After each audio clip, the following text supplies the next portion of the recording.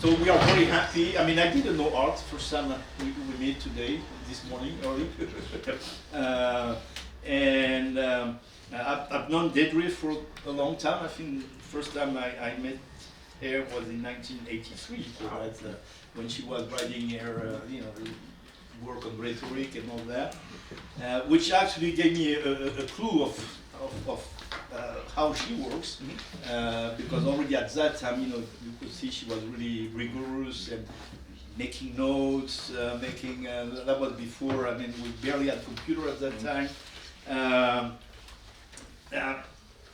I'm not going to tell more about the book because you will. I think reading a little bit about you, probably the strongest intersection might be entrepreneurship, maybe. Empowerment and entrepreneurship. This seems to be, at least looking at your two CVs, that's, they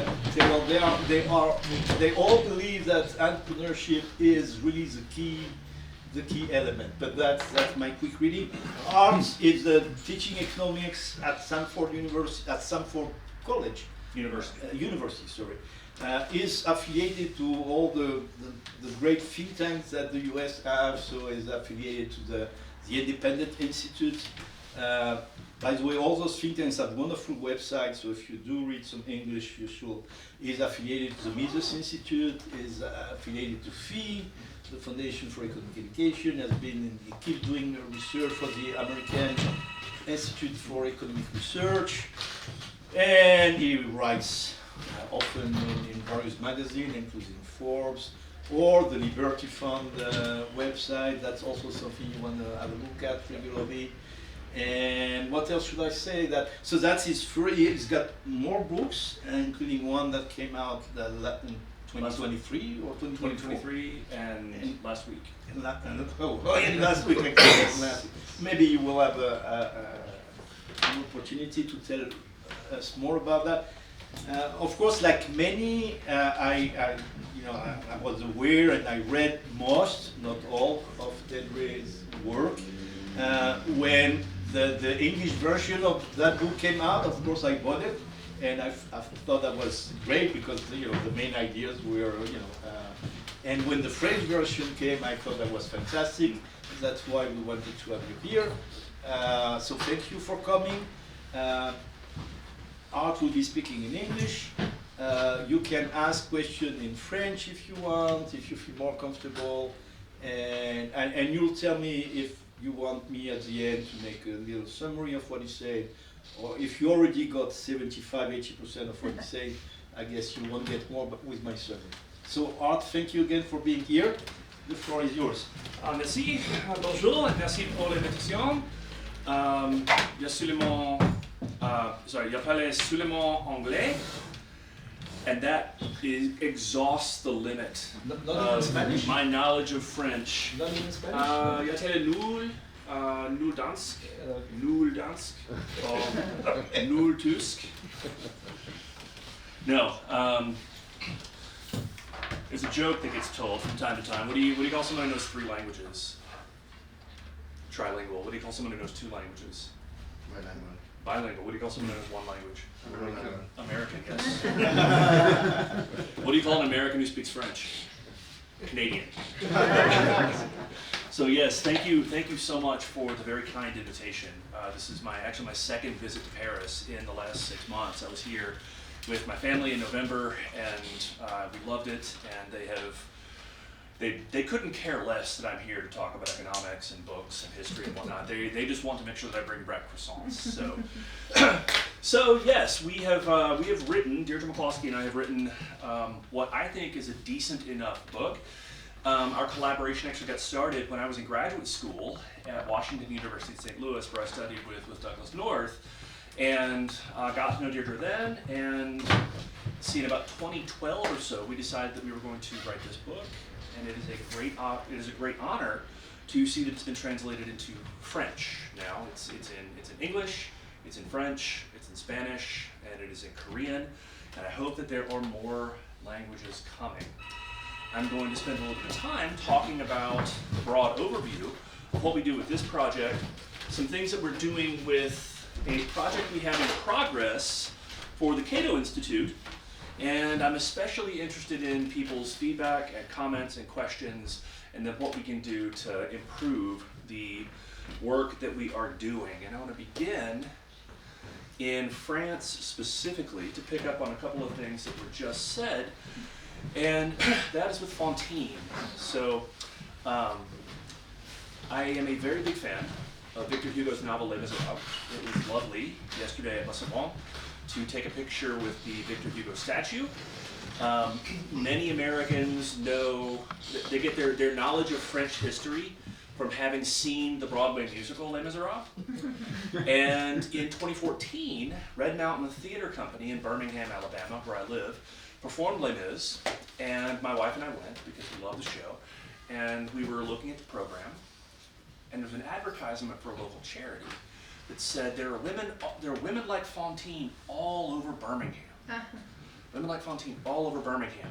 And being an economist, my first thought was, no, there aren't. Not in any meaningful sense are there women like Fantine anywhere in Birmingham. And in the advertisement, it said the average household income of a family consisting of a mother and 2 children is something like, I want to say $30,000 in 2014. So being an economist, I did a little bit of math and calculated that if you were a member of one of these low-income, single mother-headed households in Birmingham in 2014, you enjoyed daily consumption that was 5 times the French average in 1820, when roughly Les Miserables is set.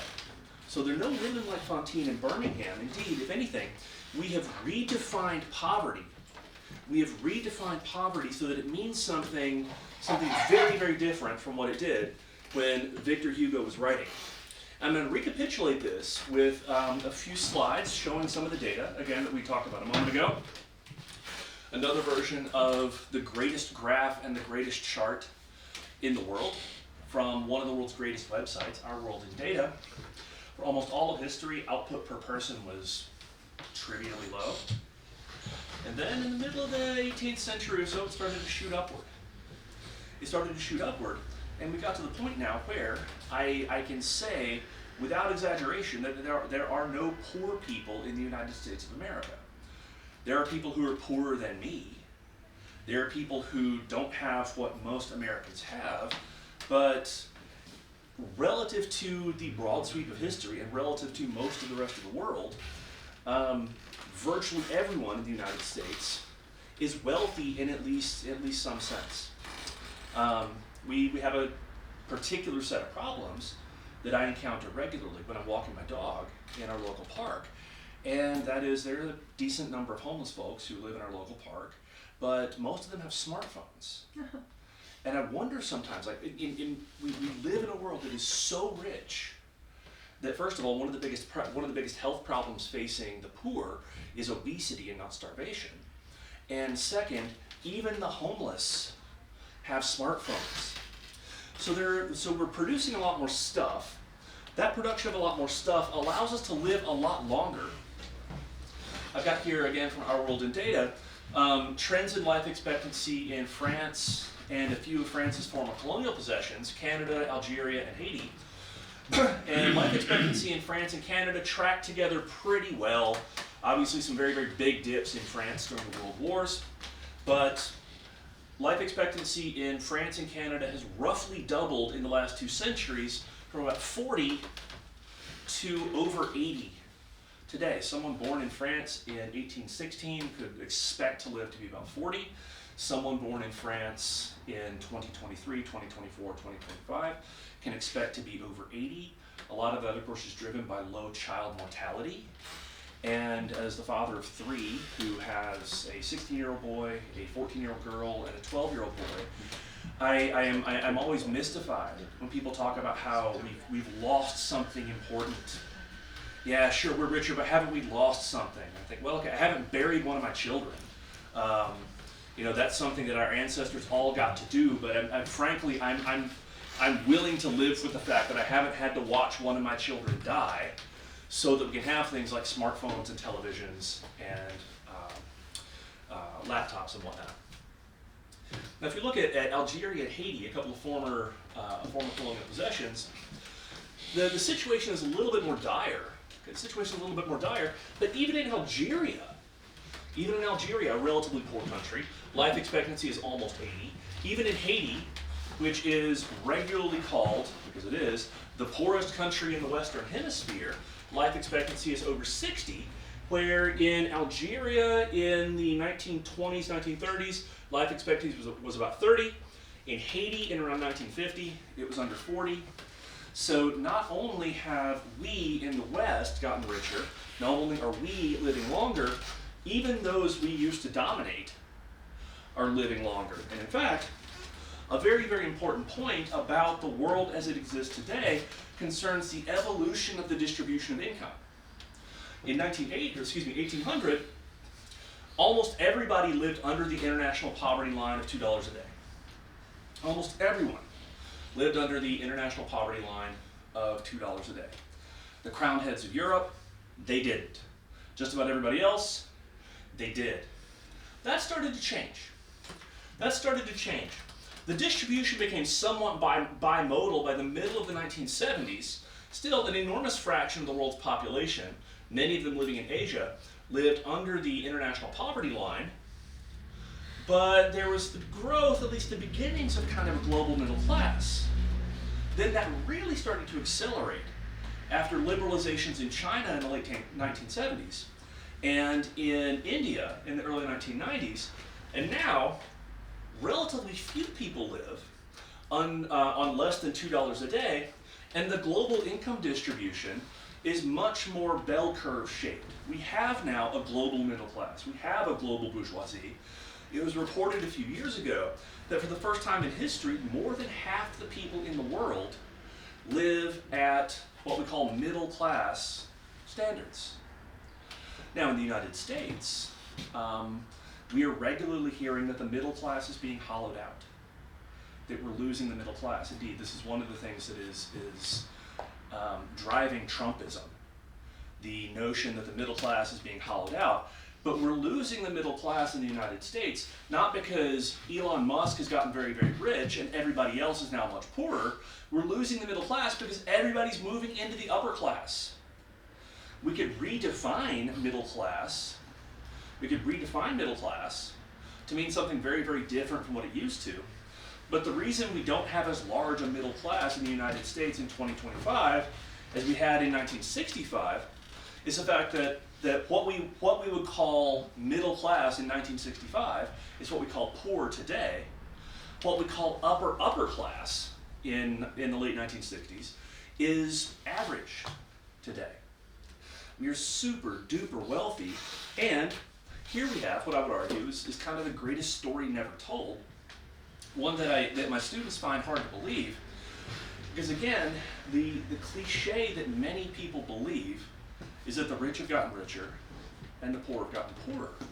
But if you look at the fraction of the world's population, not the fraction, the raw number of the world's population, the raw number of people living in extreme poverty, in 1820, it was almost everybody out of 1 billion people.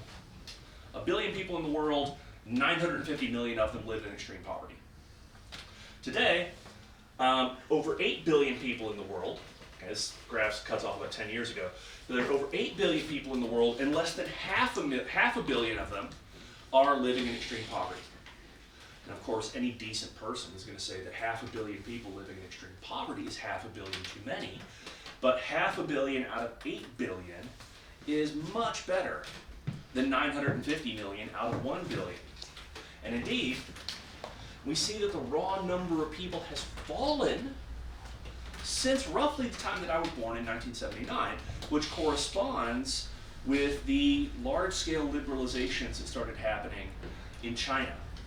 The adoption of what McCloskey and I call the bourgeois deal, esteem for, veneration for, the simple bourgeois virtues of buying low, selling high, working hard, showing up to work on time, not stealing, etc., etc., etc., have created a world in which we have very, very clearly made poverty history.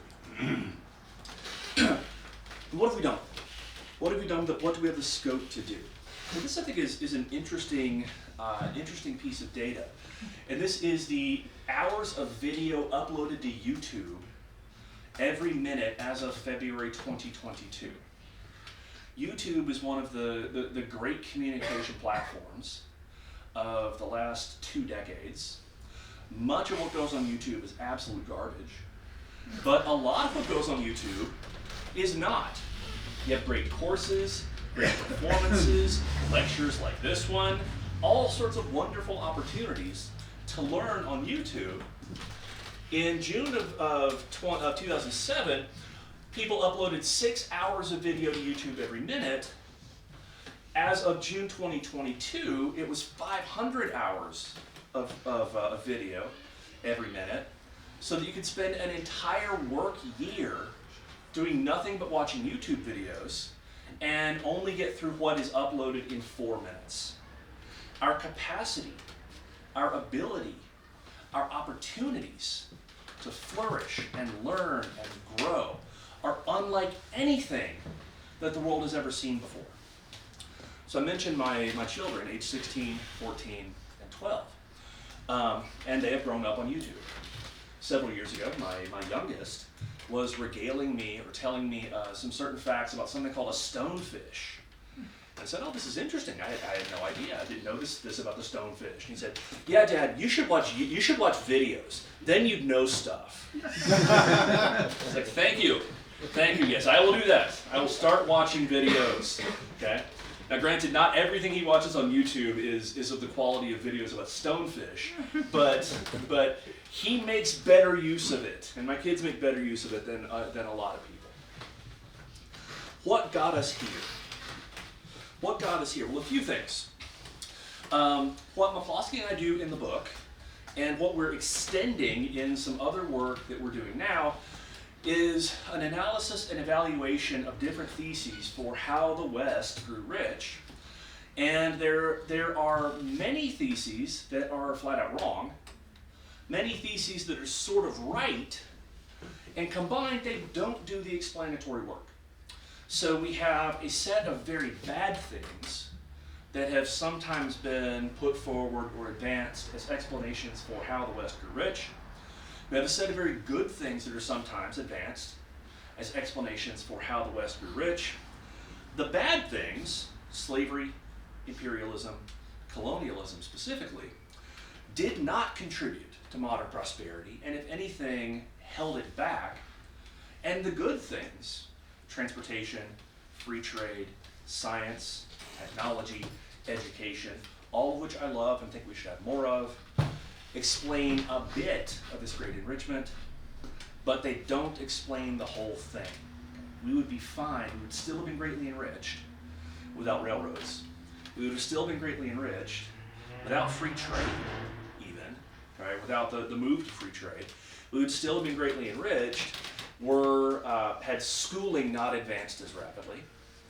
These things helped, but they don't do the whole thing.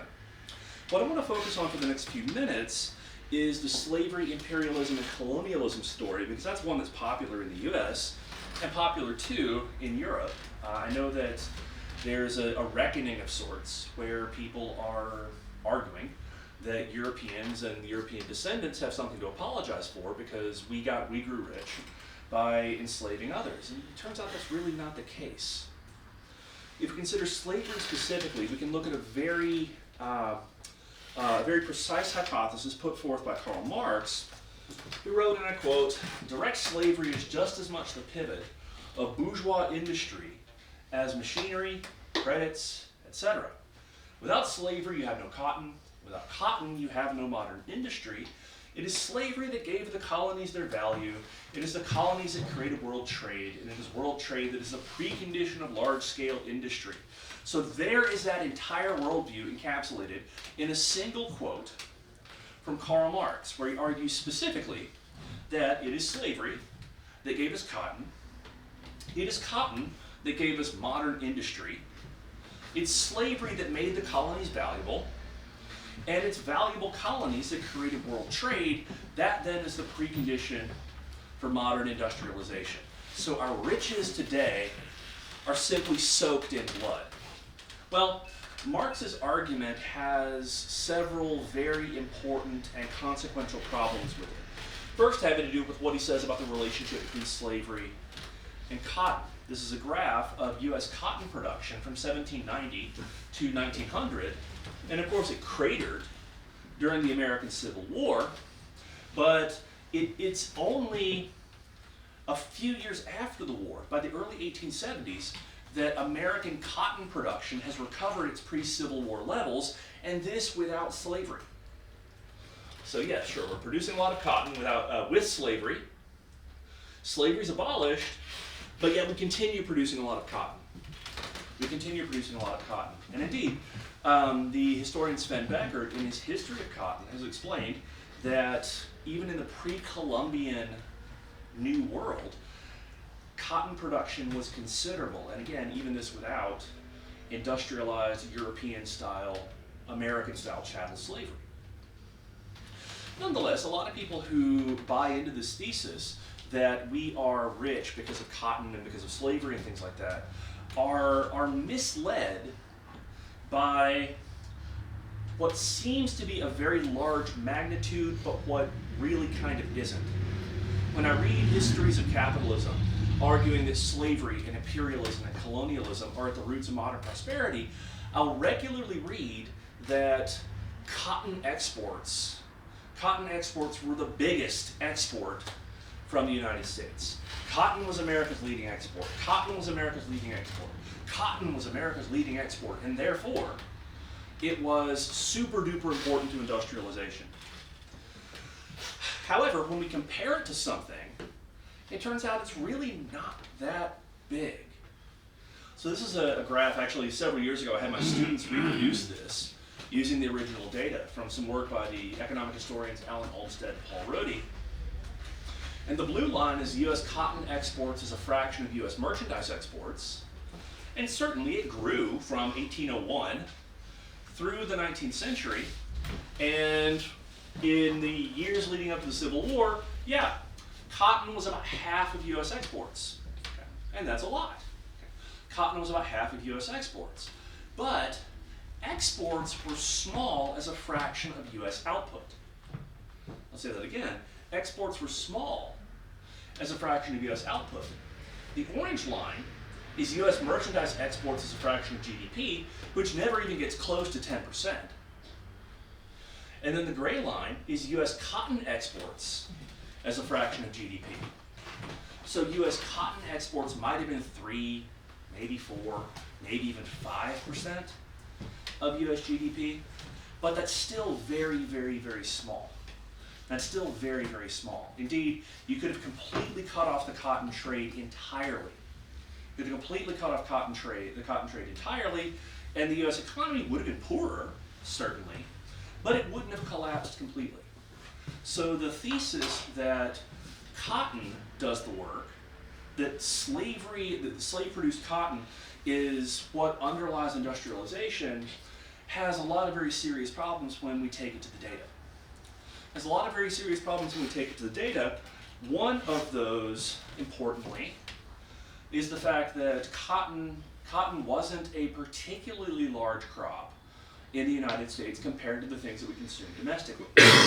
So Richard Gallman in 1960 compiled a bunch of data on output in the United States, and the output of slave crops in 1859, so things like cotton and hemp, was about $250 million.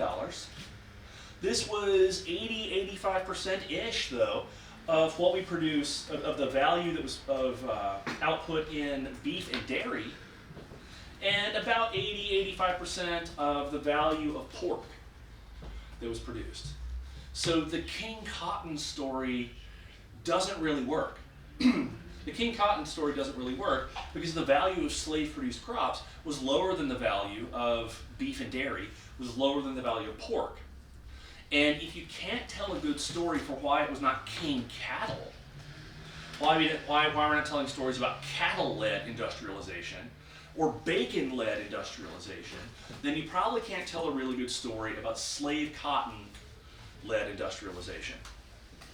Now, when we think about slavery, imperialism, and colonialism, they have helped to contribute to the poverty of the former colonies, Algeria, Haiti, etc., but they don't explain why high-income countries like France are very, very rich. Why is this? Why is this? Well, the historian Neil Ferguson, several years ago, argued that imperialism was the least original thing that Europeans did after 1492. And he's exactly right. Slavery might be the second least original thing Europeans did after 1492. Because if there's anything that is ubiquitous across human history and across human geography, it is enslaving one another, it's subjugating one another, and it's expanding empires. Indeed, there were empires all over North Africa before the Europeans showed up. There were empires all over the New World before Europeans showed up. If imperialism and colonialism and slavery could explain why the West was so greatly enriched, if they do all the explanatory work, then the Great Enrichment would have happened a long time ago, and it would have happened somewhere else. It would have happened in ancient Rome, it would have happened in ancient Greece, it would have happened in ancient Egypt, it would have happened in one of the great slave trading empires, the Indian Ocean economy, or one of the great slave trading empires in North Africa, or Southern Africa, or North America, or South America, etc. Now some people might argue, well, okay, it's slavery plus capitalism, but then that gives away the game. Because if it's slavery plus capitalism, and slavery doesn't have any explanatory power, then it's just capitalism. It's just capitalism. Capitalism, ultimately, is what's doing the work. And unfortunately, in the United States and elsewhere, we've kind of decided to jettison that. These are fascinating times to be an American, and especially fascinating times to be an American traveling to Europe to talk about economic history, because things are, let's just say, fascinating. In the United States, we've become big enthusiasts for industrial policy and big enthusiasts for varieties of central planning. While we were talking as we were setting up this morning, I said that one of the things I appreciate about Europe is that Europeans are much more honest about their socialism than Americans are. They say, look, we want socialism, they call it socialism.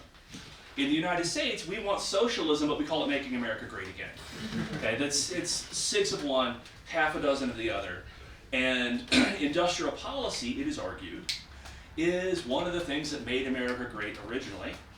It's argued by a lot of people to be the thing that made South Korea and Japan and all of these other countries very, very rich.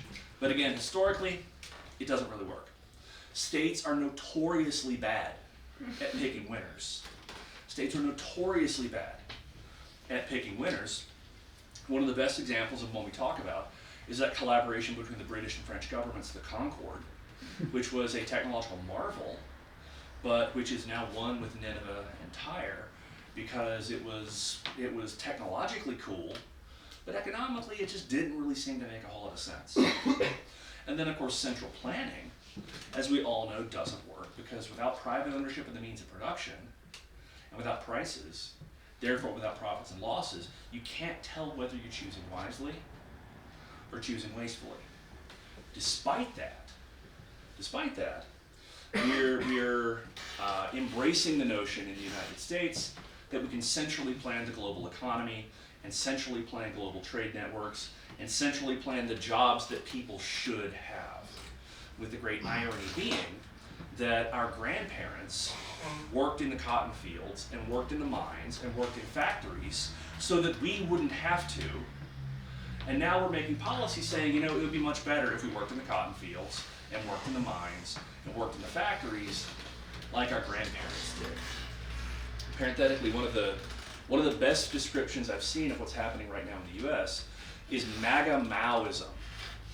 So thinking about this specifically in the context of Chairman Mao, where a lot of the right populists in Trump's camp are arguing that, manual labor in the fields and in factories and in the mines, like this is ideologically purifying. To get these eggheads out of the ivory tower, the merchants of PowerPoint need to stop giving talks like this one and go get their hands dirty. But again, as we've seen, As we've seen, this neither makes America great, nor does it make America rich, nor has it enriched pretty much anywhere. Now, there are a few things that I really like a lot and would like to have more of, and we probably should have more of, or at least done well, but that are nonetheless insufficient to explain the great enrichment. Science is great. Technology is great. Education is great. Historically, however, these only explain small parts of the great enrichment. Okay, basic science tends to follow technology and innovation and not the other way around.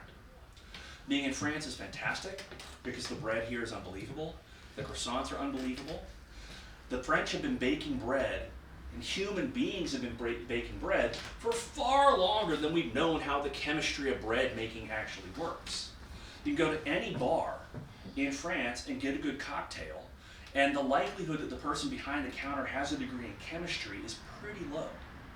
We had cocktails long before we had ideas about the chemical composition of cocktails and things like that.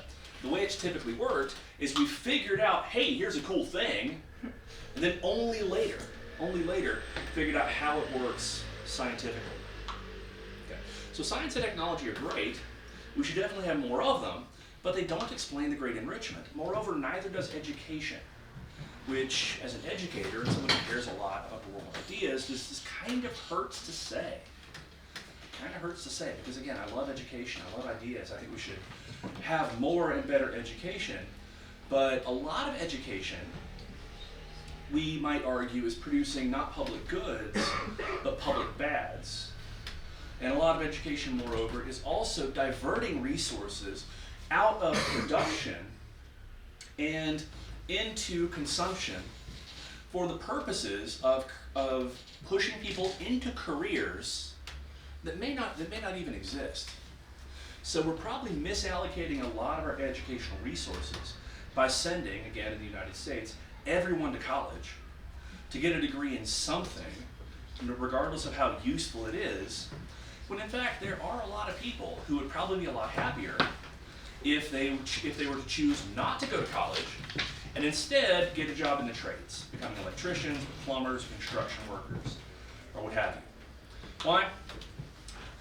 Because one of the worst financial outcomes you can have is to borrow a lot of money to go to college and then not graduate, because you don't get the earnings premium that comes with a college degree, but you still have a lot of debt. Furthermore, again, I think we have to take very seriously the possibility that we're producing public bads. I love our local library, which happens to be right in our local park, which happens to be about a block and a half from our house. And we use our library all the time, but when I look around the library, I see that it's very well stocked with action movie DVDs, which is great. I love action movies.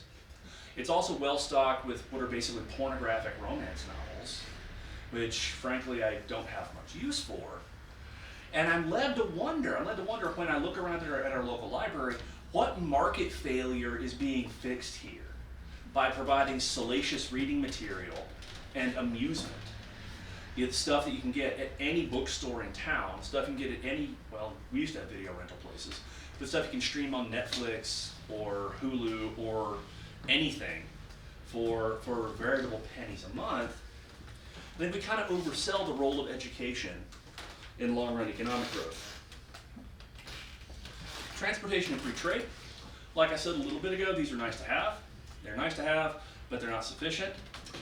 Railroads are wonderful, but the economic historian Robert Fogel, who was mentioned a few minutes ago, some of the work for which he won the Nobel Prize, estimated the social saving from railroads in the United States. So in short, how much of GDP did we save in transportation costs from the railroads? And he estimated that it's maybe 4 or 5 percentage points, which is huge, but again, not the difference between a poor society and a rich society. Major reason for this is because there are a lot of ways to develop. There are a lot of substitutes for transportation by rail. And of course, the biggest substitute for transportation by rail is transportation by water. And we had networks of canals across the United States. We could have built even more canals across the United States. As we argue in the book, The railroads might explain why Chicago and not St. Louis became the largest city in the Midwest, but they explain more of a reallocation of productive resources rather than an increase in production. So again, nice to have, but it doesn't do the explanatory work. In her 2010 book, Deirdre McCloskey goes through explanation after explanation after explanation and argues that they all are lacking. And the only thing that's left is a change in our ideas, a change in our ethics, and a change in the words that we use. We started to use words in a very different way. We started to develop terms like arbitrage and entrepreneur and laissez-faire, all of which, of course, we borrow from the French. And one of the things that impressed me about your talk here is I tell people I'm going to France to talk about economics and liberty. And people say, "Oh, France, that's just a socialist hellhole, right?" It's like, well, no. First of all, if you've been, just to digress for a second, if you've been to most American cities, they don't look like Paris. Most American cities are zoned for single-family detached housing, which means that most of the buildings you see in Paris would be illegal built in most parts of the U.S. And I can't imagine an American coming to Paris or going to a major European city like Amsterdam or Copenhagen or Stockholm and looking around and saying, "My gosh, it sure is good that we zone our cities for single-family detached housing, or else it would look like this hellhole." Again. Okay.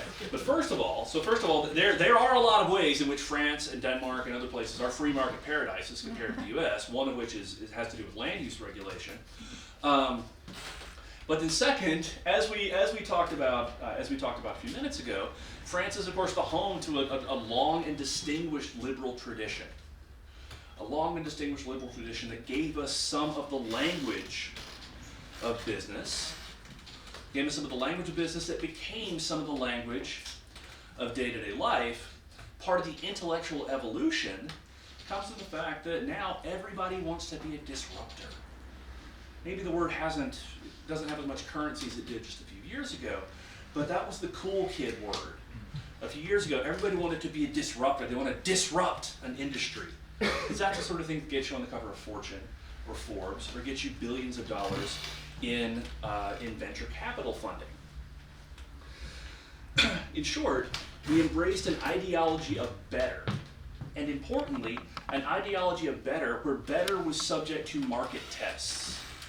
Better was subject to market tests. Right now I'm working on a book about an economist named W.H. Hutt, who spent most of his career in South Africa, and who is responsible for coining and popularizing the term consumer sovereignty, which some of you might remember from an economics class. And he argued that consumers are the ones who decide what gets produced, how it gets produced, for whom, and where, by voting with the money they spend or the money they don't spend. I'm going to give you a couple of examples. Of the differences between top-down and bottom-up planning. One is a sandwich called the Arch Deluxe, which McDonald's introduced in 1996 to much fanfare. It had the largest marketing and promotion budget of any item in fast food history when McDonald's first introduced it in 1996. And it was a colossal failure. It was a colossal failure.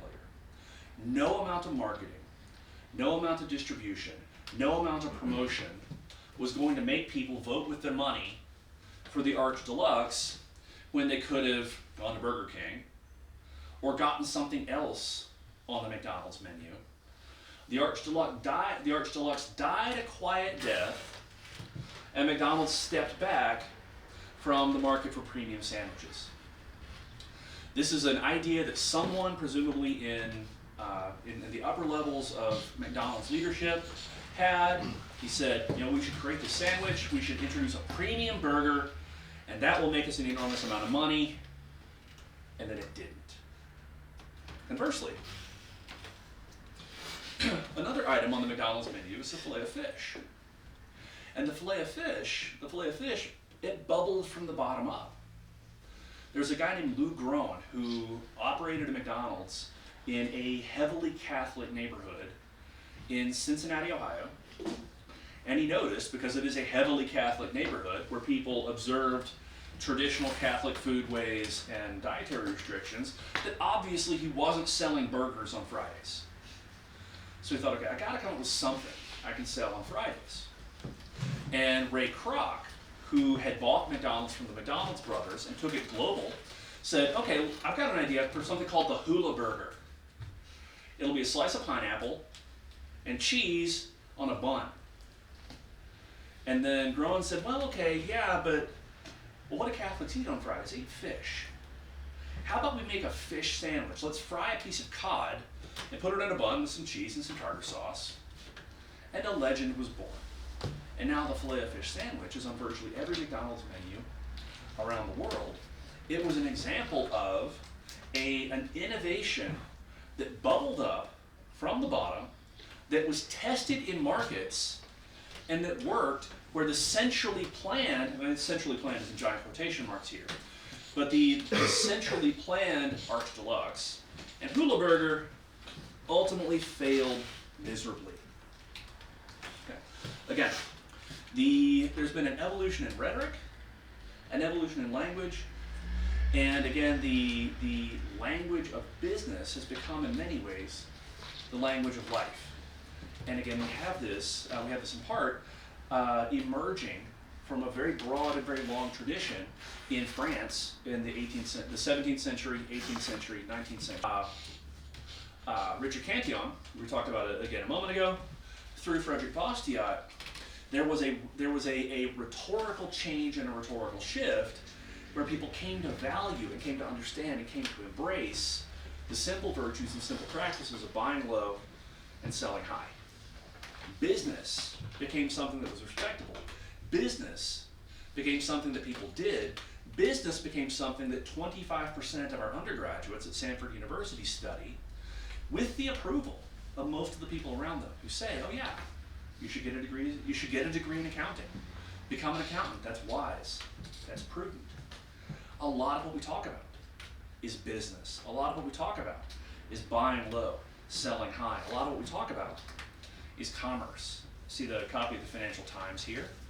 The business press has grown considerably over the decades. And in fact, I think the highest circulation newspaper in the United States is the New York Times. The second highest is the Wall Street Journal. We spend a lot of time writing about business, and a lot of time reading about business, and a lot of time talking about business. What do we do about it? Well, here's where McCloskey and I are going in a new direction in some work we're doing now for the Cato Institute. Friedrich Hayek, in his work, wrote that what we call the economy is better described as a catalaxy, which is not even a system, but a network of voluntary cooperation. Okay? Not something that's managed, not something that's controlled, not something that's grown or created, but something, again, that emerges. Combining this with some insight from the anthropologist and political scientist James C. Scott, we argue that the catalaxy is illegible, in that you can't read it ahead of time and know that the Filet-O-Fish is going to work, and know that Hawaiian pizza is going to work. Is Hawaiian pizza popular in France? Yes, unfortunately. Yes. Okay. Okay. Does anybody know where Hawaiian pizza is from? California. California, no. London, Ontario. Yeah. London, Ontario. A Greek immigrant who owned a pizza restaurant in London, Ontario, for whatever reason had a bunch of pineapple. And he said, okay, I gotta do something with this pineapple, I'll put it on pizza. And he said, okay, so what's something that's kind of savory that would balance the flavor of the pineapple? Ham. Okay. And so, because of course, ham, I guess, I don't really know how much ham they eat in Hawaii, but sure. So we started calling it the Hawaiian pizza, and a legend was born. And now, as I understand it, Hawaiian pizza is the most popular pizza. It's the most popular pizza in Australia. So we live in a world in which Australians are eating an Italian-inspired dish modified by a Greek immigrant to Canada using tropical ingredients, and then named after a set of tropical islands. So we actually have something similar. One of the restaurants near where we live is a barbecue place, and their signature dish is called pork and greens, and it's cheese grits and collard greens and pulled pork and onion straws. And it's a delicious mess. And this happened again by accident, because somehow they ended up with a bunch of greens and a bunch of cheese grits. They said, okay, let's throw all this stuff together, we'll call it a daily special, and we'll sell it till we run out. And it became wildly popular. So if you're ever in Birmingham, Alabama, you have to go get Saw's Barbecue and get the pork and greens. Again, nobody could have seen this coming, because a well-functioning commercial society does not lend itself to measurement, organization, and management the way that central planners and governments want them to. Think about employment for just a second, where we would draw a very bright line between having a job and not having a job, between work and not work. That's hard. That's hard to figure out, because technically I'm working right now on a Saturday morning, but I also really enjoy what I do. Should we categorize this as work? Should we categorize it as not work? If we want to impose the French 35-hour rule on what I do, am I allowed to do this right now? Because it's work, and because it's, if you counted up all of the time I spend doing economic stuff, it's way more than 35 hours a week. So who's going to be able to monitor that and say, no, sorry, if you're reading this book, then it's work, but if you're reading a slightly different version of the same book, then it's not. It's best, we argue, to leave well enough alone. And that's where I think our ideas are not fully formed. And one of the reasons I'm glad to be here is so that we can talk about this. Adam Smith, of course, understood that local knowledge matters, and so too did the French liberals that I mentioned just a moment ago. Turgot, Say, Benjamin Constant, Frederick Bastiat. Turgot specifically argued, not in the same language that Smith did, but that people in their local situations know more about what is relevant and important to them than any potential outside observer. Think about this again in the context of something like the family. My former department chair at my first job, his father was a U.S. Senator, and his father ran for president in 1988. And during one speech, he said, my philosophy is simply this: no one can love my children the way that my wife and I do. And someone in the audience said, oh, that's not true. I love your children just as much as you do. Okay, and he replied, what are their names? And of course, the person in the audience had no answer. And I think that, so first of all, that's how someone becomes a successful politician, is where they can fire back with something like that immediately. But second, there's a very, very, very deep fact there, that we can talk in broad, abstract terms about loving something called humanity, but all the people who talk about how much they love humanity, I've never seen any, when our kids were smaller, none of them ever showed up at my house offering to change a diaper. None of them showed up at my house in the middle of the night when somebody was throwing up and saying, hey, look, I love your children just as much as you do. You go back to sleep. I'll clean up the puke. No. They talk about it in broad generalities, then they vote for Bernie Sanders and Elizabeth Warren, and then they increase my taxes. Fundamentally, we argue that what matters and what caused it is the spread of economic liberty and economic dignity. And economic liberty is great because the economy, the Cadillac, is fundamentally illegible, and people need the freedom to experiment in order to figure out what's going to work and what isn't, what makes people's lives better and what doesn't. And if we want to think about the things that help to explain the differences between Canada and France and former colonies like Algeria and Haiti, we can look at data on things like economic freedom. And for all of its interventions, Canada is one of the freest countries on earth. For all of its interventions, France is one of the freest countries on earth. Okay? They have more economic liberty than virtually anyone as measured by access to sound money, as measured by ability to write contracts, as measured by security of property rights. Haiti and Algeria, meanwhile, are not nearly as lucky. They're not nearly as lucky. But that provides me with what I think and hope is potentially cause for optimism. And that's the fact that if we change this and help Haiti and Algeria embrace economic freedom, as they're doing, then we can see forward for them into an even greater enrichment. You can find me online pretty easily. You can follow me on X, formerly known as Twitter. You can email me, wcarden@samford.edu. Last week, my new book with Caleb Fuller, Mere Economics, Lessons for and from the Ordinary Business of Life, was published. And you can find out more about the book and more continuing commentaries at mereeconomics.com. Thank you again so much for the opportunity to chat with y'all, and I look forward to comments, discussions, questions, and what we need to do to improve the work that we're doing right now. Thank you.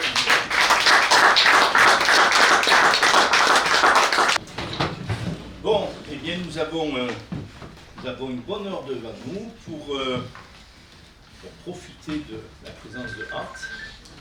Voilà, il nous a fait une petite introduction, mais moi je connais un peu leurs travaux, je vous assure que vous pouvez creuser, c'est intéressant. Ils n'ont partagé qu'un centième de leur recherche. So, posez des questions soit en anglais, soit en français, je traduis. Feel free, ask either English or French. So, Philippe, we start. Thank you very much for your presentation. Yep. You said that MAGA, was that right? Has to do with socialism, which can be understood, but isn't there a contradiction with what is put forward by Elon Musk, I think, i.e. reduction of the size of a state? What do you make of that? Yeah, so that's interesting, and I tend personally just to sort of speak in hyperbole, but so a lot of what's happening in the United States right now, when I say that there are some commonalities between the MAGA movement and varieties of socialism, is some articles I've read recently comparing it to Maoism and saying, you know, in the service of the great leader, we all need to do these things, and in the service of the nation, we need to all do these great things. The Department of Government Efficiency is doing some important stuff. There are a lot of regulatory changes that are happening, and nobody's advocating actual honest-to-goodness socialism in the U.S. But we are moving. We're moving in what is definitely a fascist direction. I don't like to use I don't like to use the F word. But it's clear that we're embracing an authoritarian economic nationalism for the glory of the nation and the great leader, who has made it clear that he is not above arresting people, imprisoning them, and deporting them without due process of law. I remember that in the run for the 2016 election, during one of the debates, he said to Hillary Clinton, "If I were president, you would be in jail." And I remember at the time thinking, thank God he's not going to be the president, and lo and behold, here we are. I would argue that while it's true that no one is advocating actual honest-to-goodness socialism, in that nobody's advocating state ownership and control of the means of production, we're definitely moving in that direction. And then if you take some of the most popular things in the US, they are fundamentally socialist enterprises. So Medicare, which is not government run necessarily, but at least government financed healthcare for the elderly. Medicaid, which is similar for the poor. Social Security, which is our public pension program that is insolvent. And education, defense, et cetera, et cetera, et cetera. Again, while I would say we're not, in the very strict and technical definition of the term, we're not embracing real, genuine socialism. We're certainly moving toward the flavor of it. Pierre? You said that free trade was not a condition to prosperity, but isn't it a part of the economic freedom that without it? Oh yeah. So free trade is great, and it contributes, but it's not. It doesn't contribute enough to be the big deciding factor in the Great Enrichment, because international trade is for most countries, the U.S., France, etc., is a relatively small part of the economy. And unfortunately, I do not want to learn this from experience. I really don't. But the U.S. will be fine, even if we did just brick up all the harbors and close the borders completely. But we would certainly be better off ultimately. So freedom to trade internationally is a very important part of economic freedom. It is something that certainly matters, but we're not going to revert to pre-industrial standards of living just by being purely protectionist. So, which is small comfort, frankly. Natalie. How do you relate to Max Weber work then? Because it sounds like it's. I mean, this is the spirit of what makes capitalism. Yeah. So I'm a big believer in what I said last. And so what I said last night is that Weber's right about some important elements of the spirit of capitalism, but they're not uniquely Protestant, or they don't have to be uniquely Protestant. It's true that there are a lot of Protestant elements to them, and we argue that the Protestant Reformation helped to change the rhetorical environment by changing how people think about the relationship between God and man. But repeatedly, as I understand the empirical literature, it's been shown that you get similar economic growth outcomes in Catholic countries, Catholic regions, Catholic areas. You get to Protestant regions, areas, etc. When you have the right institutions and the right rhetoric of business. So Ireland, for example, is well, I would say kind of a shining example of that right now. A predominantly Catholic country that is outperforming in many ways the rest of the British Isles.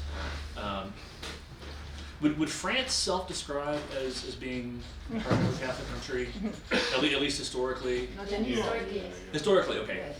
Okay, yeah. So that would be kind of another example. In We Switzerland, tolerate Protestants for a little while. We just tolerate Protestants. Yes. Yeah. Yeah. As a Protestant, thank you. I appreciate that.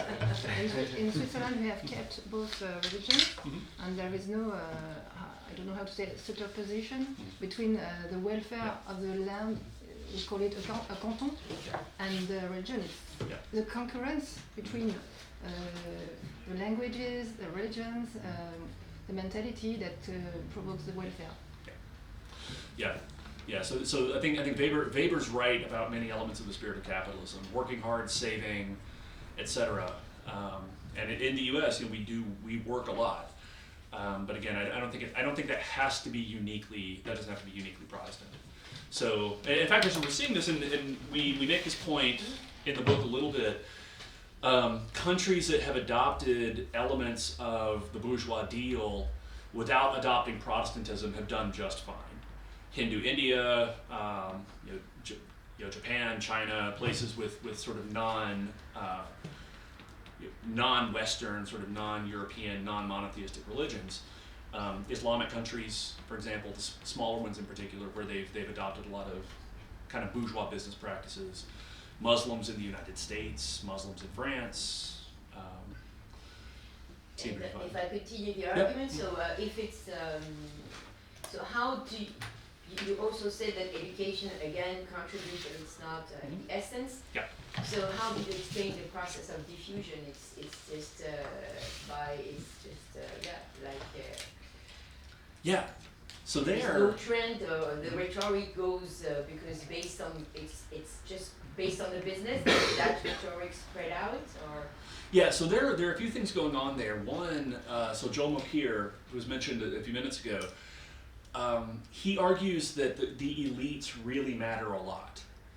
And I'm not 100% sure I buy that totally, but a big part of Mokyr's story, which complements ours, and I say ours, it's mostly McCloskey's, is that you had political fragmentation in Europe, which made it really, really easy for heretics and innovators to move from one little principality to the next, combined with advances in printing technology that made it really, really easy to produce books, combined with part, perhaps, of the Protestant ethic being the rise of mass literacy and emphasis on literacy, combined with the Republic of Letters, where you had the intellectuals all over Europe writing to one another primarily in Latin. So this is one of the ways that it diffused. And then you got the spread of mass literacy and mass numeracy even without a whole lot of formal schooling.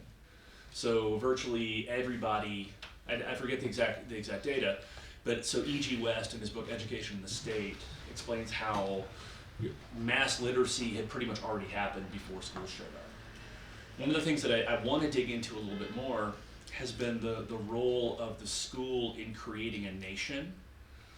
Because I know in the US, one of the arguments for public schooling, when we had the public school movement in the late 19th and early 20th centuries, is we've got all these Germans who are here, and all these French people who are here, and all these immigrants from all these places.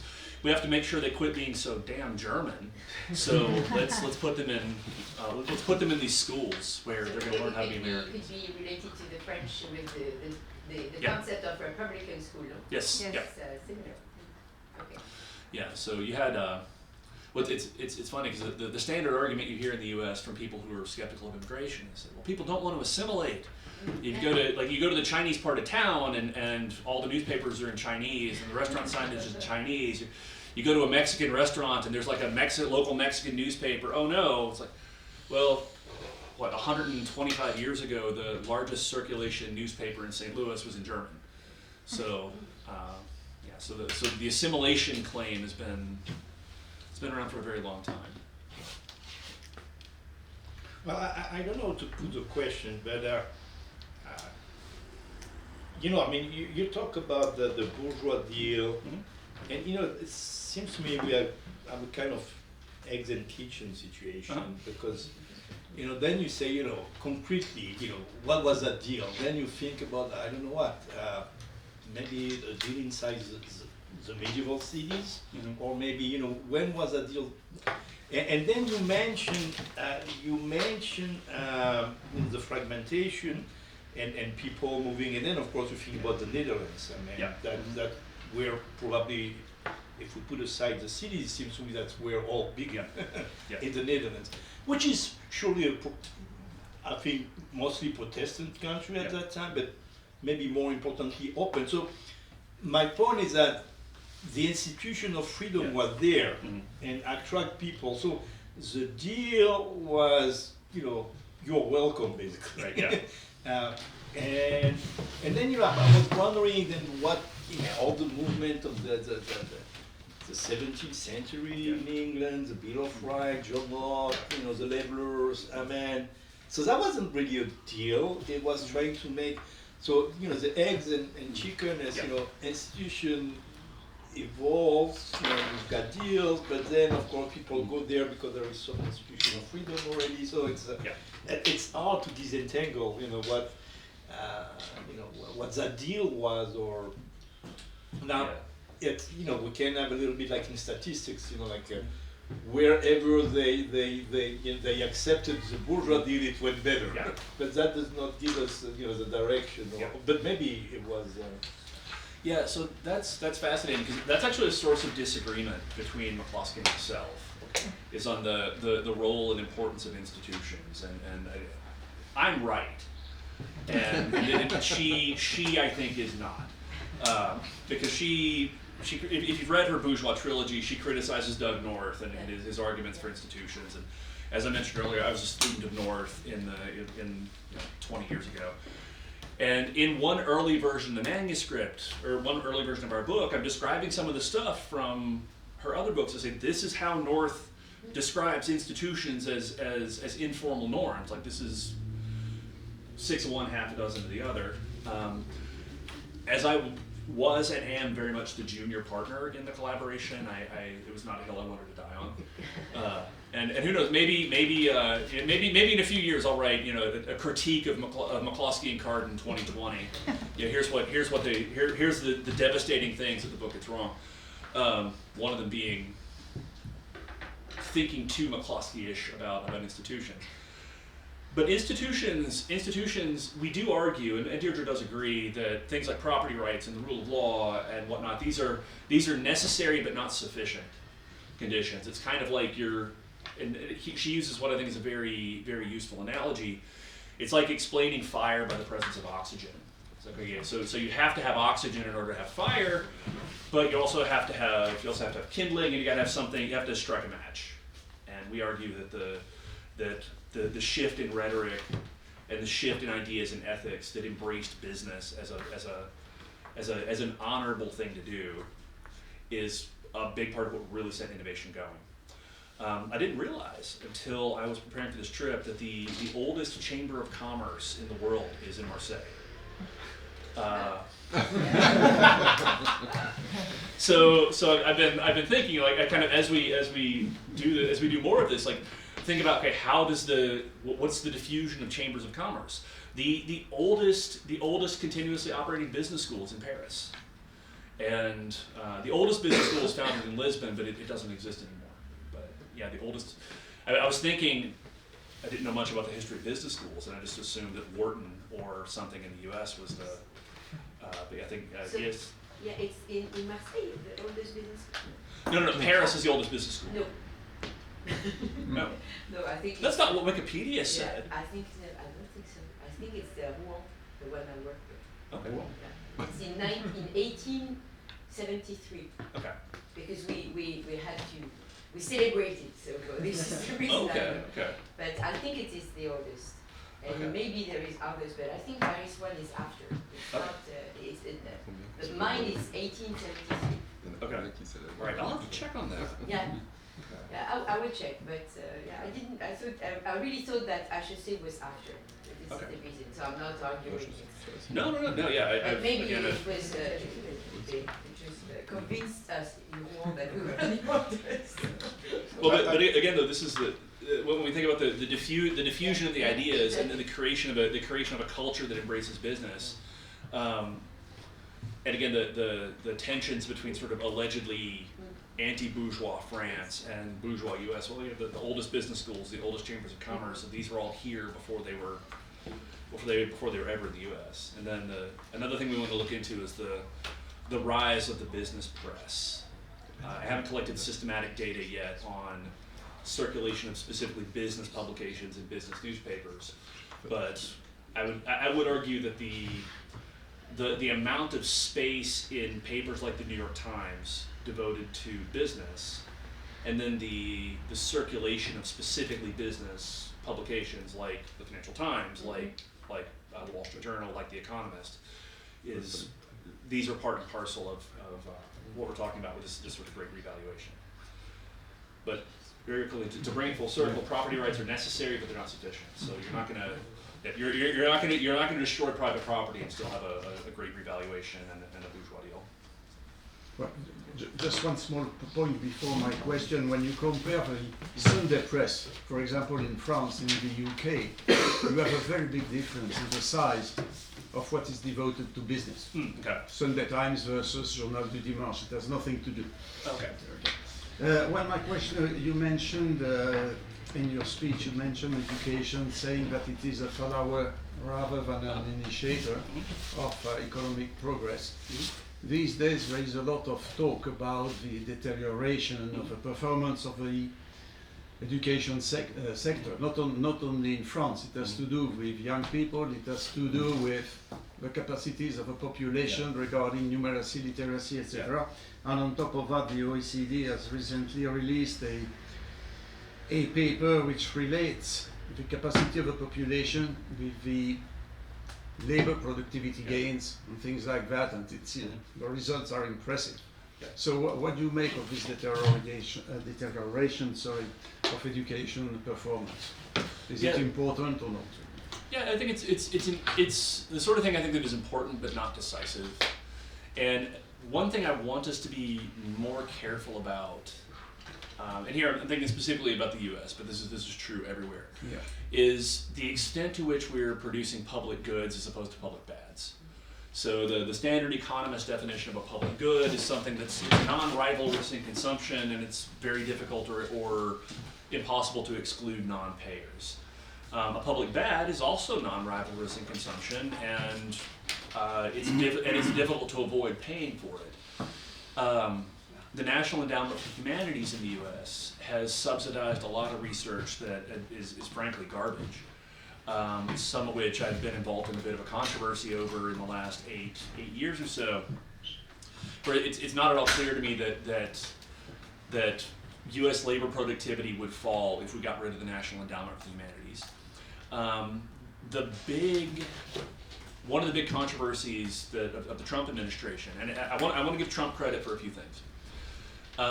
One, going head on against agencies that are probably wasting a lot of money. So the National Institutes of Health is the really big one that people are very upset about in the US. First, a lot of what they're trying to do is cut back on administrative expenses because money's fungible, and so NIH, National Institutes of Health grants fund a lot of things at different universities that probably aren't producing positive spillovers. Also with respect to the NIH, if the coronavirus was a lab leak in Wuhan, and if the gain of function research that the NIH funded led to the development of the coronavirus, then I wonder how much positive spillover the NIH has to produce in order to make up for wrecking the global economy for 2 years. The last I checked, the estimates of the cost of the coronavirus was like $16 trillion, and that's almost certainly way on the low side. So if the NIH is responsible for 10% of that, then it's not at all clear the NIH has been a net positive in terms of its contribution to research, basic science, etc. I think we're producing a lot of degrees and a lot of degree holders that don't match the skills that the labor market needs or wants.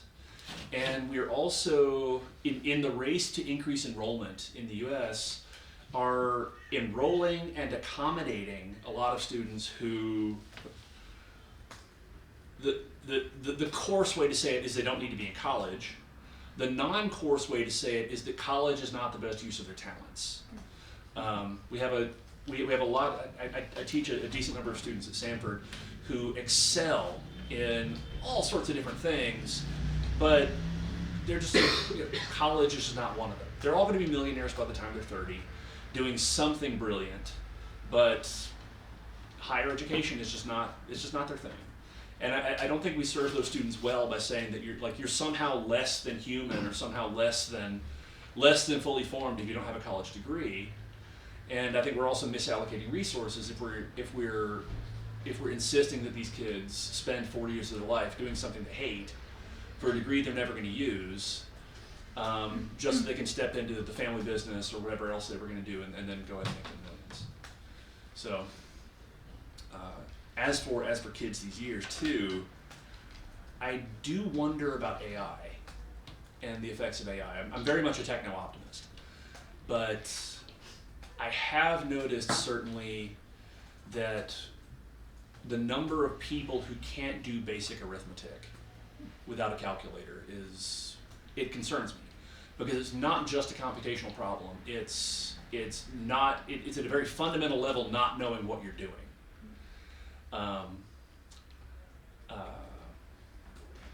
I worry about the same thing happening to composition and writing, where the actual writing itself is a big part of the thinking and a big part of the creating the internal understanding. And again, I tell my students this because we spend a lot of time on learning how to use AI to write essays and do research and all sorts of other stuff. And I say that the point of this exercise, though, is not for you to produce something for me to read, because God knows I've got plenty of stuff to read. The point is for you to really understand these ideas. And I am a little bit concerned that that's going to go away. Well, not away, but that's going to move in the direction of numeracy, where we'll have the appearance of numeracy and the appearance of understanding without the realities. And that's why I don't know. I've actually thought about no longer allowing students to use calculators, on quizzes and exams, but that would spark riots. Yep. A few months ago, I think Elon Musk described himself as a libertarian, and his friend was Javier Milei. It seems to be, and so my hopes kind of goes up when I see he was endorsing Trump, but now it seems that Trump is not following that path. No. Do you think something has changed, or I was just naive? I don't know. Musk is about 10 years ago. People asked, "Who's your favorite billionaire?" And I said Elon Musk, because like his vision for the future and his vision of possibilities, I just find inspiring. The fact that he hitched his wagon to Trump is a little strange, and the relationship they have is just weird. He's getting done a decent number of things with Department of Government Efficiency and whatnot. Again, it's not perfect, but they're moving at least in the direction of thinking about saving resources that are currently being wasted. I think he might regret being in bed with Trump because of what the tariffs are doing to Tesla. And in fact, he's said to Trump, he's like, "Look, you're destroying my company with this, because we rely so much on imported parts." I hope he's able to talk sense into the president, but I'm not sure he will be. Did he really gave him some eyes a pencil to? I don't know. I read that. Yeah, so he was explaining. Yeah, so one of my colleagues was saying this is the iPencil moment, because everyone's explaining iPencil or sharing iPencil around, and I don't know if it's. Well, I think, but I don't know if it was, but like 1 or 2 days ago that Musk was trying to explain iPencil to Trump. Okay. Which is never too late. Right. Well, and there too. Getting back to education. The last few years should be sort of a time of reckoning for the economics profession, because Trump studied economics, and you have no idea from the policies that he is many of the policies he's putting forth. Kamala Harris studied economics. In fact, this was the first election in U.S. history where both candidates had degrees in economics, and I don't think either would pass my class. And I don't think that's a problem with my class necessarily. I think it's a skill issue on their part, is kind of how my kids would put it. Yep. Referring myself to the book, to Arnaud Gismayer's book, The Persistence of the Old Regime, during the 18th century to the First World War, I want to precise. Do you think the global aristocracy decline play a role in this bourgeoisie development? Yes. So I think the disillusion of global hierarchy helped a lot. The notion that people could, the notion that you're not as special as you think you are because of where you were born or who you were born to. The notion that the same rules apply to everybody, I think really is a manifestation of this bourgeois deal. One of the examples I keep coming back to is in Shakespeare's Henry V. Near the end of the play, he's trying to woo this French princess, and he says, "Look, we're the makers of manners. The rules that apply to everybody else don't apply to us." Then a few years later, in the English Civil War, Parliament had a thing or two to say about that. Then during the French Revolution, the people had a thing or two to say about that. And I think the reduction in the relative influence of the aristocracy mattered a lot. In the U.S., there's a bit of a natural experiment in the differences between the American South, where I live, and the American Northeast, where the Northeast is I think much more egalitarian, and the American South still sort of clings to notions of hierarchy, not as much as we used to, but still sort of clings to notions of hierarchy and aristocracy in the sort of traditional European sense. The most obvious manifestation of that in the South was specifically racism, and people embracing a racial hierarchy, even beyond just the racial hierarchy there are still vestiges in the South of sort of a quasi-aristocracy or a pseudo-aristocracy where the fact that you come from a good family is important for some reason. I have a question on, again, the bourgeois deal. And I mean, I have many questions, but let me start with one. Somehow, I mean, you strike a deal probably with a kind of a weak government. And you know, if you think about the development of city, for instance, in Europe, medieval city, it was basically some freedom that was given by the supposedly king or lord, because he had no mean anyway. Right. I mean, even if you think about the Magna Carta, you know, the guy was weak. Right. And then you go and get him to sign the thing, you know. Now, if that's the idea, you know, I mean, could you have a bourgeois deal now in countries that are underdeveloped? I know this is probably not fashionable, right? Yeah. But you see what I mean? Or still poor, let's put it that way, because all of them have strong states.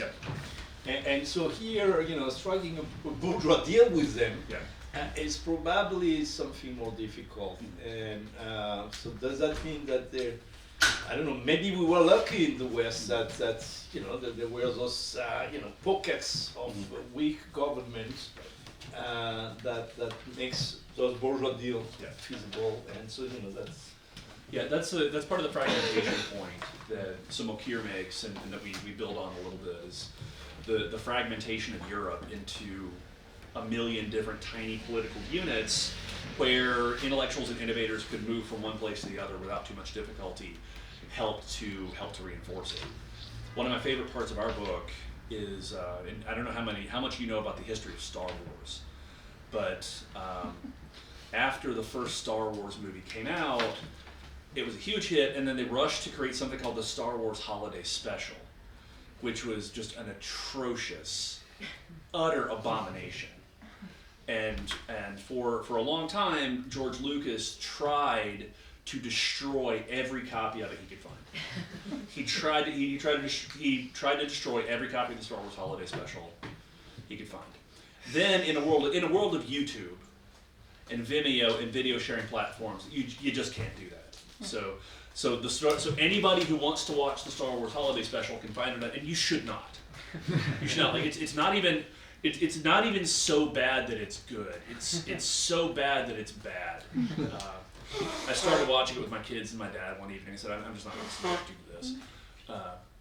But yeah, in a world of YouTube, it will be there forever. Anybody who wants to see it will be able to see it. And we had a somewhat similar thing going on with the printing press and intellectuals and publishers being able to move from place to place to place, and then publish from there. So if you wanted to make fun of the king, then okay, you just move across the border to Belgium, and then you start printing in Belgium and shuffling it across the border.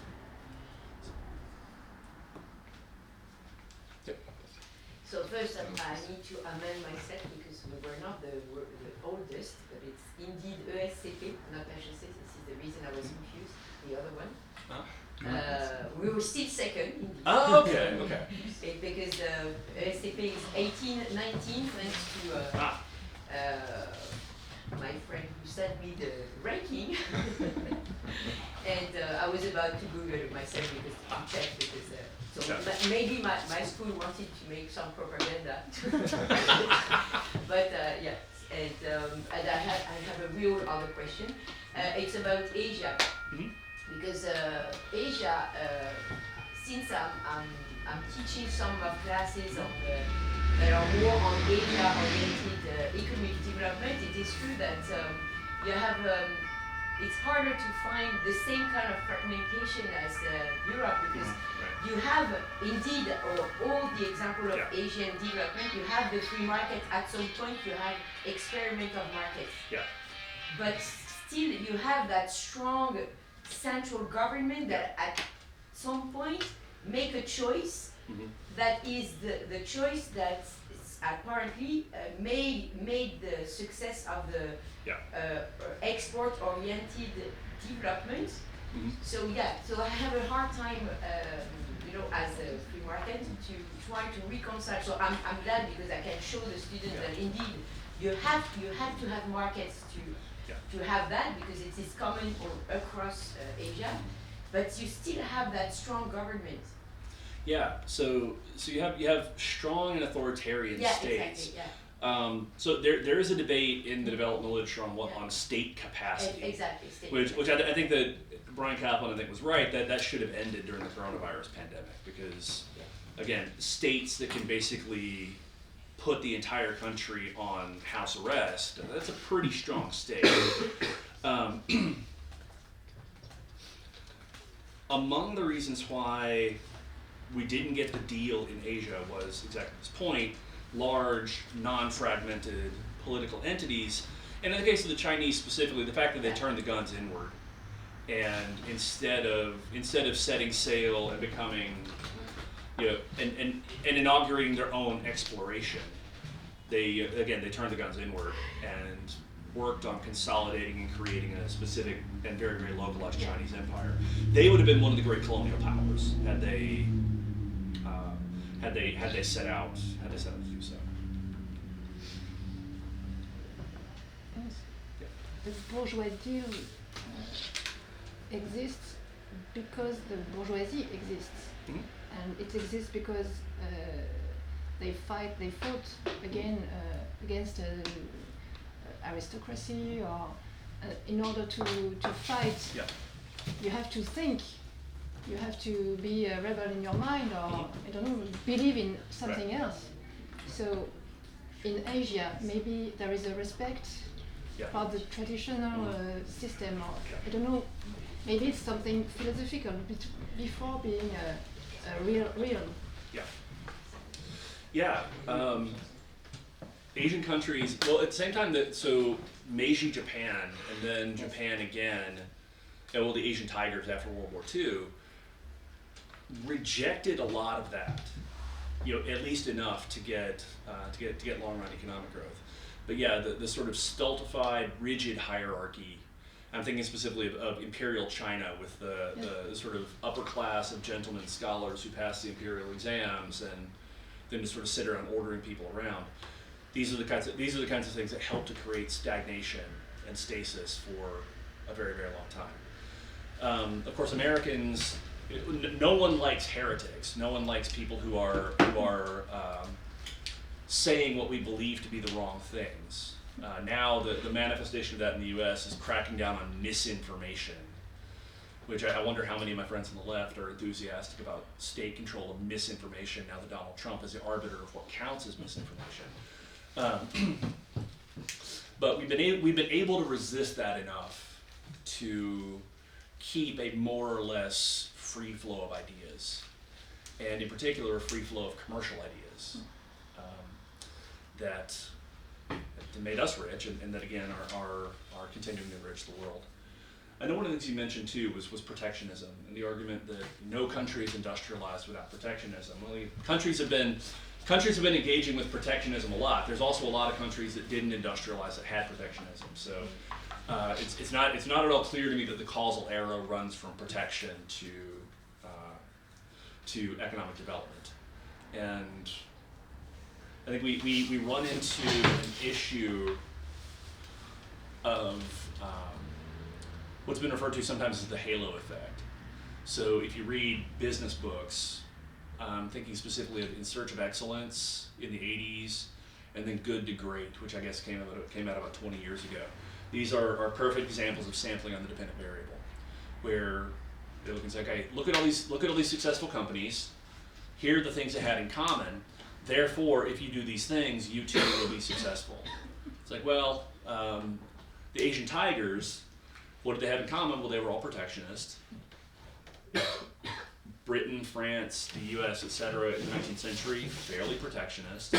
But the things that changed were adoption of markets and adoption of a rhetoric that embraced innovation. everybody's been protectionist. I think protectionism explains it's of a kind with the idea that empire and slavery explain long-run economic growth in the kind of everybody's pretty much always done it. Okay. Sorry. Sure, good. What do you think have been the role of international organizations through the last century in the economic development? Do you think it has helped prosperity or not? I don't know enough about it to have a strong opinion. I could see it going either way. There is a relatively recent paper by Kevin and Robin Greer arguing that the Washington Consensus works. So if you want to call if you want to say that imposing Washington Consensus reforms in order to get loans and special treatment from the IMF and the World Bank counts as these international organizations being very active, then yeah, they have been contributors. But again, I don't know the state of the evidence. Okay. Yep. To end on a pessimistic note, no, I'm kidding. You have now a couple of, that was just Financial Times opinion that were underlying the fact that in the US, as you have shown, until now you have steady increase in life expectancy, decrease of childbirth deaths, all those, and it is in the process of being reverting. So in other words, especially in the US, because but it's not only because we had a recent figures in France released yesterday that confirm also that we have a higher child birth rate death compared to some years ago. So do you see this as being the outcome of the public bads, indeed? Because this is something that is very often underlying the US, the fact that because of the violence at the end, Yeah, so there are a couple of things when we talk about U.S. life expectancy. One, we just have higher child and infant mortality for a variety of different reasons, and a lot of them probably not having anything to do with the health system. And then furthermore, Americans are just a violent bunch. I mean, we kill each other pretty frequently. So deaths from violence and injuries from violence, I mean, those really don't have anything to do with the healthcare system. And then furthermore, we drive a lot. And driving I'm constantly reminding my kids that driving is the most dangerous thing people do on a regular basis. And our 16-year-old has a driver's license now, so I get especially frustrated with the fact that you can't go anywhere in the U.S. without a car. I think those have a lot more explanatory power than differences in healthcare systems. So whether this if this is a secular trend across the OECD, I don't necessarily know why that would be. My first guess would just be, well, COVID, but I don't know. Apparently for the US it started before, and it was related to, as you were saying, many who are obese. Yeah. So here it's a lifestyle, I guess. And that's interesting. That's another interesting question too, because we have another one of the things I've noticed when I've traveled in Europe, which I've not done a ton of. First, you can walk places, so you just naturally get a lot more exercise. In the U.S., we spend a lot of time in cars. Part of that is because it's hotter than the fires of hell in Alabama and various other places, and it's really it's very unpleasant to go out of doors during 8 or 9 months of the year. But we don't walk as much because we don't have the infrastructure for it. And then the way that we tax, regulate, and subsidize food makes junk food relatively less expensive. So we have junk food in enormous portions as opposed to healthier food in much smaller portions.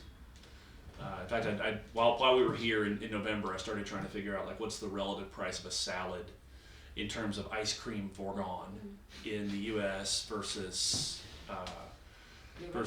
here. Yeah, and salad is much more expensive in terms of foregone ice cream in the U.S.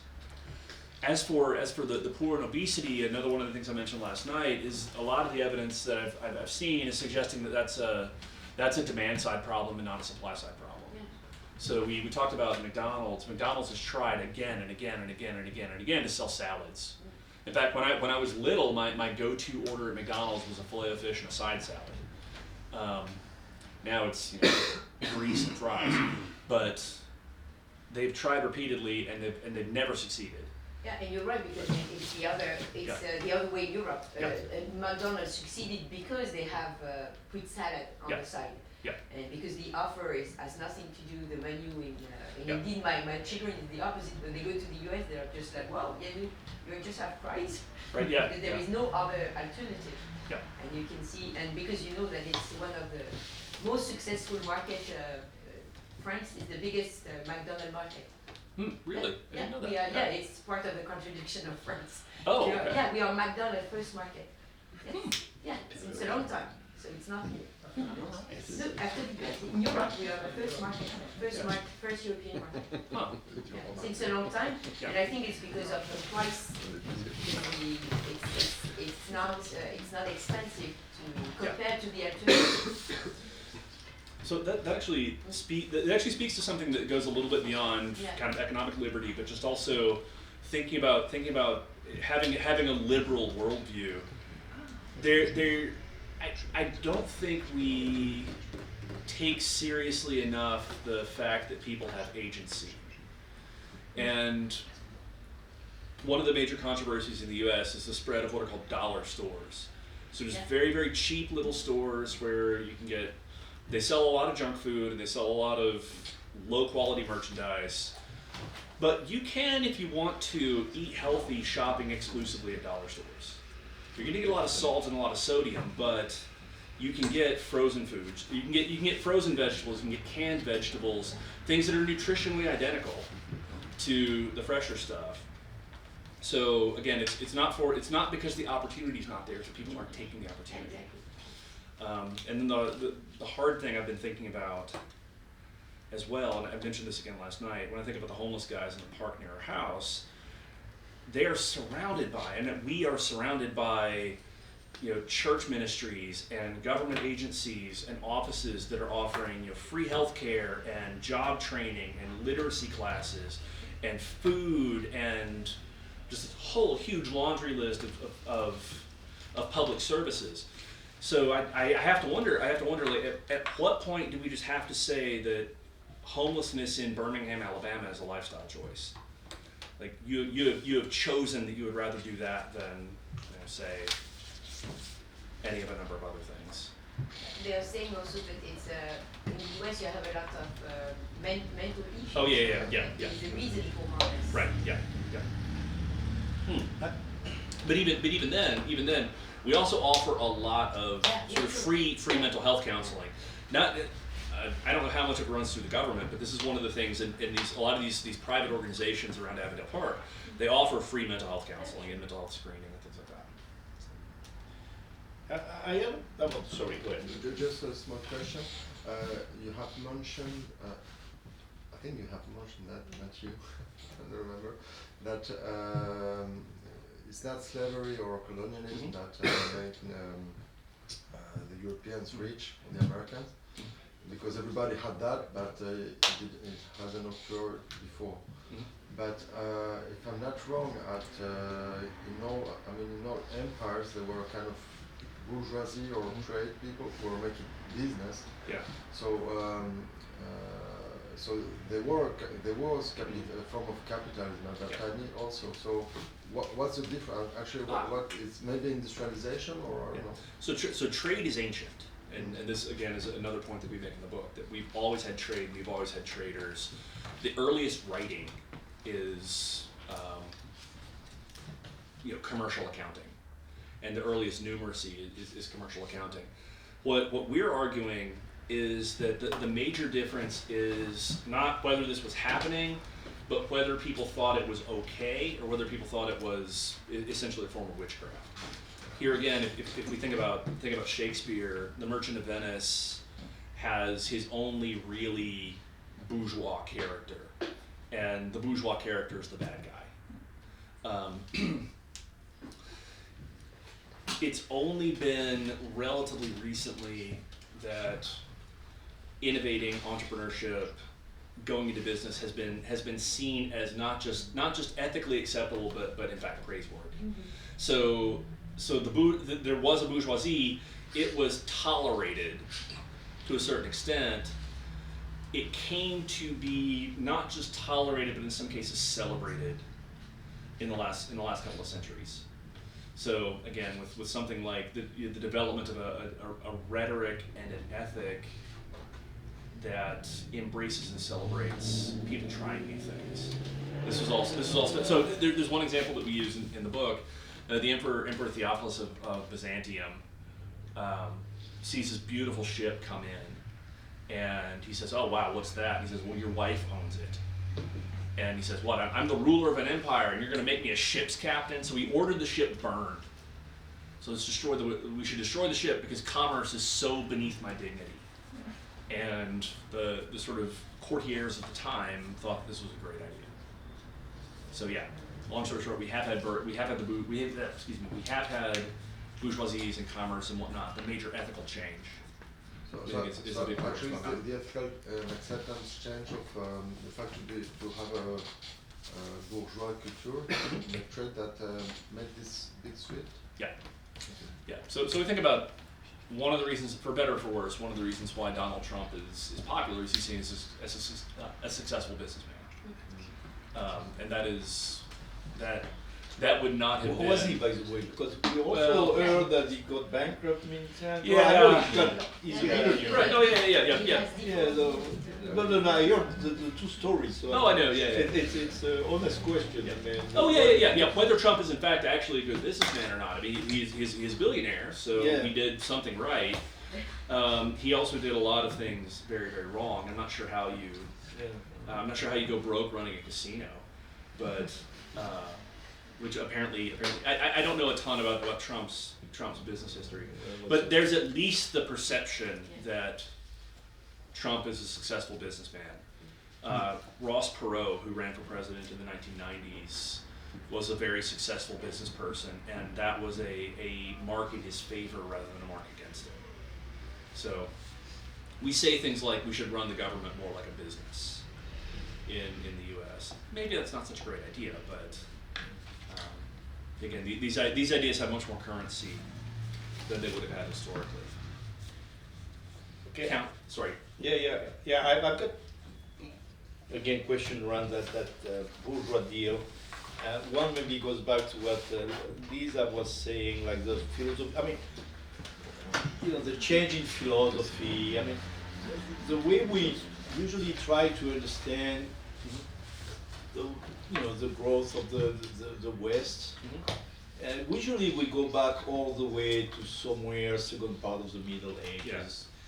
Thomas Aquinas talking about profit, about risk taking, about usury. Mm-hmm. We mentioned Berman, Law and Revolution. This competing. So my first point is. Is there a point of disruption at some point? Is it because indeed where the things start to be really, but even that I'm not sure, because of course when you have those graphs, it looks like nothing is happening in the 11th, 12th century because that. But was there some disruptive things at the beginning of the 18th century? So that was my question number one. And my question number two, which is a bit different but somehow related, is regarding entrepreneurship nowadays, let's say in the US and in France, do you think that we do have a bourgeois deal still in the US? and then maybe I can tell you whether we have a bourgeois deal now in France. But is this fine? Let me be rich and I'll make you rich, or let me free. Is that still, a good summary of what's going on in the U.S. Or are we? So first, getting the timeline and the exact evidence correct is that's still a problem. I think there are ways in which this story is still kind of, we're just waving our hands at it a little bit. We're telling a story, I think, that is suggestive, but not definitive. And Deirdre might stab me for saying that, but I think there's still a lot of work to be done here. In fact, my ambition when she first asked me to come along for the book was to write volume 4, another big thick thing, and I think that still needs to be done, maybe in a second edition or something like that. There's definitely more that we need to be precise about with respect to the timeline and the specifics, to say, instead of just saying kind of right now we have the Protestant Reformation and the Dutch Revolt and the invention of the printing press and then the revolutions in England and France and the United States in the 17th and 18th centuries, and then all of this came together to create this boiling cauldron of perfect conditions for a bourgeois revolution. Again, I think we need to be better about that. Parenthetically, while I'm thinking about it, one of the sources we don't discuss that we really should is the autobiography of Benjamin Franklin, which is, it's the essence of a bourgeois book. Actually, no, she talks about it a little bit, I think, in her trilogy. I don't think we talk about it in our book. Is there still a bourgeois deal? Yes, I think there absolutely is. We see it manifested in the sort of techno-libertarians of Silicon Valley, Mark Andreessen and others who, Mark Andreessen a few years ago wrote what he called the Techno-Optimist Manifesto, and it's very Austrian, very libertarian. He's saying, we're the ones who look at the world and say this could be very, very different, and this could be very, very much better. Even at a lower level, like I mentioned, business is. So the business school at Samford now is the largest academic unit on campus, more than arts and sciences, more than any of the other schools. We teach more students. So about 25% of our undergraduates are business students. About 20% of students overall, after you include graduate students, are also business students. And that's consistent across the country. I was looking at just data on degrees granted, and business is a very, very, very, very popular major. It would probably not be if we were repudiating the bourgeois deal. Related, I would say, is engineering. So, engineering is not explicitly bourgeois, but engineering is very much about improvement.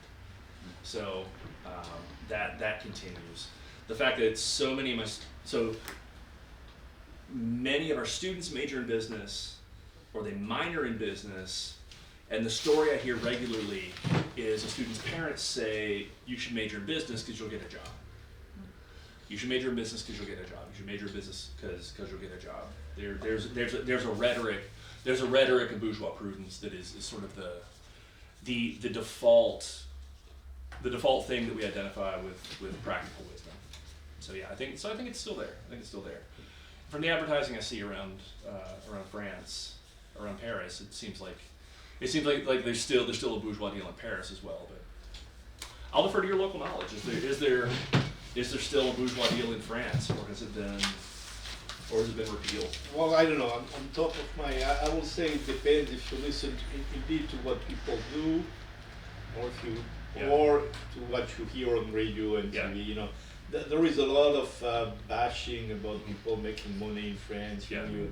It is true that people who are very successful in business, usually they are kind of very discreet, and they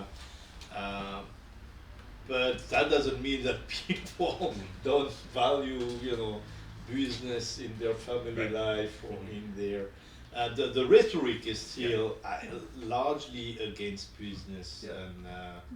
But we have successful business schools. So Yeah. But yeah, exactly. That's what I'm saying. If you look at what people do, their personal choice, then they go to business school and and the entrepreneurship major is extremely popular since more than 10 years, and you have what we call where you have like it's not enough, it's entrepreneur centered. That you can start to breed your project. Meanwhile, you are in your business school, and they will help you to get the funding. So that's extremely popular, and it really took off in the last 10 years. So the deal is here, but what the population, the judgment of the population is something different. So it's part of the paradox of the French paradox. I would say. It seems that I agree with you.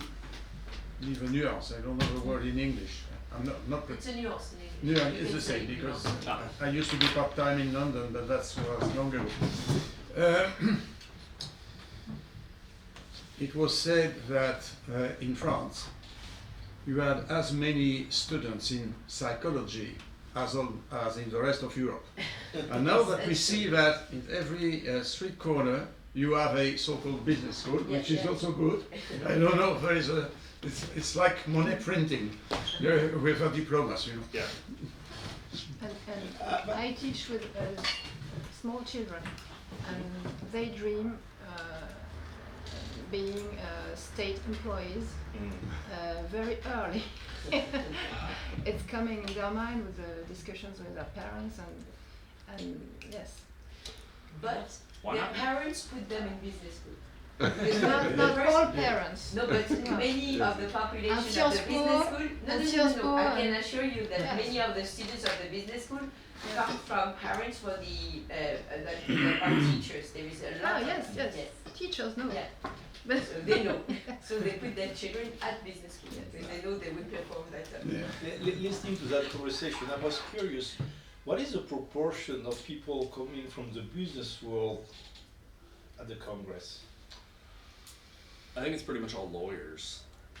So so that's a good question. So because here we have essentially civil servants. Not essentially. I don't know what the proportion now is, but it used to be a lot of people. Nearly 30%. We were 35%. Either now they are very young. So some of them are professional politicians. They never work. Right. Maybe they were trained as lawyers, but they never practiced. Or a lot coming from, because that might impact the business deal and the bourgeois deal. If all the representatives are, or if you have a good proportion of businessmen or former businessmen, a la Trump. Well, and you can't be explicitly anti-bourgeois and be politically successful in the U.S. You have to at least pay lip service to small business. And you have to at least view entrepreneurship, or at least talk about entrepreneurship and hard work as if they're good things. Bernie Sanders might not, but he's also, he's on the political periphery. It would be giving a speech. I think giving FDR's economic royalist speech for a lot of congressmen would be political suicide. There might be some study to be done here, but it seems to me that the dominant figure in the French discourse is the employee. So someone will say it's always the employee is this, the employee that. You need to protect the employee, the pay for the employee, and so it is the one you should care about. Now, I don't know if this is because of course France has been very much influenced by Marxism. So I don't know if that's some remaining, or maybe more than remaining from is the one to be protected. So in the public discourse, the employees is the figure you talk about much more than the businessman. Well, so it seems like the country of Bastia should appreciate that you have the employee who's there, but what about the employee? What about the employee who wasn't able to get a job in the heavily unionized and protected industry?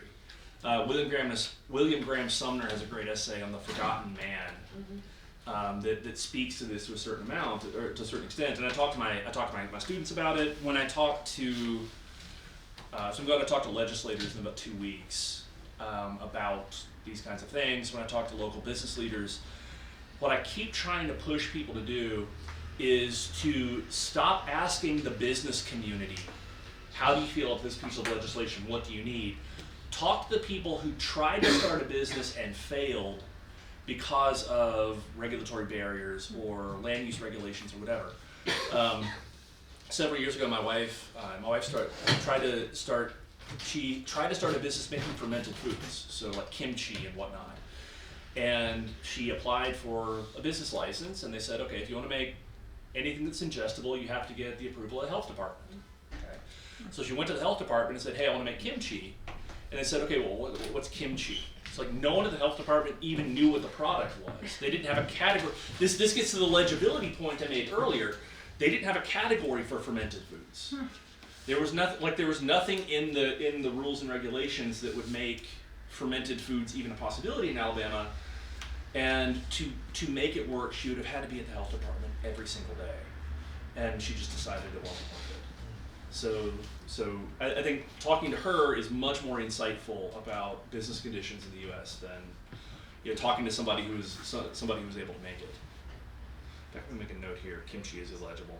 To answer the question about the composition, you were showing me you have only 20% now of the one at the Assemblée nationale at the Congress that comes from the public sector, and 43 from the private sector. Oh wow! In France. 20 and 43. Yeah, 23 for the public and 43 for the private sector. Oh, And wow. the order comes from where? It's in 2022 that goes. No, but the other are what, retired or? Oh no, the other, it's because you were talking about private and public sector. Yeah. The other are politician, Yeah, professional. 10%, association from the association, Yeah, 4%, NGOs. Yeah.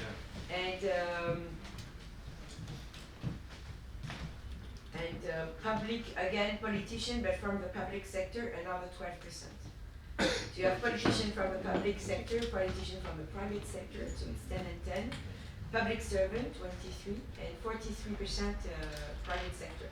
But as you were telling me, you can be doctor, you can be anything. Yeah, just listening to what you were saying about our discussion of pro-business versus, I was reminded of Fred Smith's distinction between pro-business and pro-market. Right. Yeah. Because a lot of what we hear in France, we do have, that's lobbyists. Yeah. They will go and talk for the wine producers. They will go and talk.